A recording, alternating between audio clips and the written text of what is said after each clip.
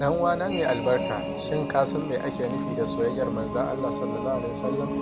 Shin kuma kana son manzon Allah sallallahu alaihi wasallam? Wannan tambayoyi su ne abin da ya kamata ko da yaushe mu yi wa kanmu, musamman a wannan lokaci da muka tsinci kanmu a wata iriyar rayuwa na soyayyar wasu abubuwa daban.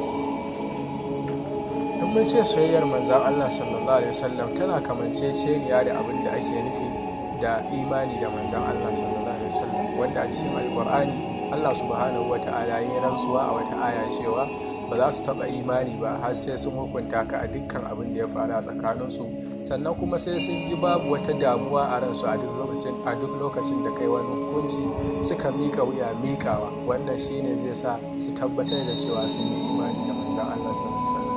Haka na malamai sun yi mana bayani cewa soyayyar manzon Allah sallallahu alaihi wasallam ta haɗa da yi masa ɗa'a cikin duk abin da ya umarni, sannan kuma hannuwa ga dukkan abin da manzan Allah sallallahu alaihi wasallam ya hani. Sannan alamomi da za su nuna cewa kana bin manzan Allah sallallahu alaihi wasallam, kana son sa, shine yawaita masa salati, yawan koyi da dukkan ayyukansa, sunnarsa, da bibiyar duk wani abu da ya zo da shi. Domin wasu malamai suka bayani cewa ba za a yarda kana son wasu mutane ba sai an ganka kana bibiyar ayyukansu, kana koyi da su ko da su wane ne. Idan muka ɗauki misali da zamanin yanzu, duk wanda aka ce yana son wani club na bal, ai za mu same shi da cewa ko riga ce yakan so ya so irin rigar su ya saka. Idan ma bal yake buga za a ga yana koyi da abubuwan bal na wannan club din da ya ce yana so. To ina ga fiyayyen halitta annabi Muhammad sallallahu alaihi wasallam?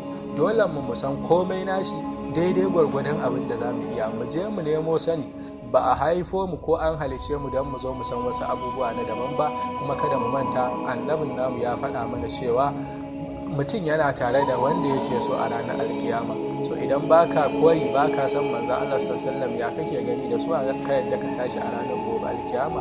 Dole mu ɗauki wannan nasiha, mu so annabi sallallahu alaihi wasallam, mu je mu nemi sani dukkan abin da yake na sani da za mu iya daidai gwargwado akan rayuwar manzo Allah sallallahu alaihi wasallam da sahabbansa, da dukkan yanda aka yi addinin musuluncin ma ya gina har zuwa gare mu, domin mu shiga sahun masoya manzon Allah sallallahu alaihi wasallam.